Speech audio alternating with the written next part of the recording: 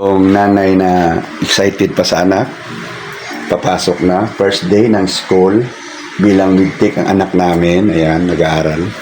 At ang nanay, excited, excited. Pati ako dinamay, kasi kailangan mag-aaral, magpagising na maga, ayan. Ayan, Di, aral lang buti, di, ha? At yung boyfriend, di, ha?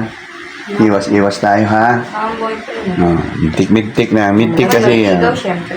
Di, malaglag pala yan. Excited yung asawa ko, guys, kasi first day ng school bilang midtik ng anak ko. Tinan mo, yung nanay ay Pagtapos super ng- alalay, ayan super. Pero bunso naman yan, hindi naman yun yung panganay. Pagtapos ng Bunso school, yan sa apat na magkakapatid. Pasok mo siya dito. Pero Sa loob ng mas excited yung nanay mag-aral yung anak.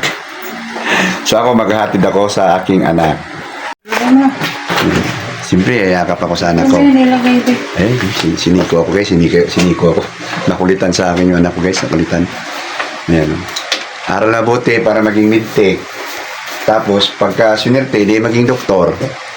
Ayan Mangarap lang naman, pangarap lang. Pangarap lang naman yung doktor. Wala namang bayad.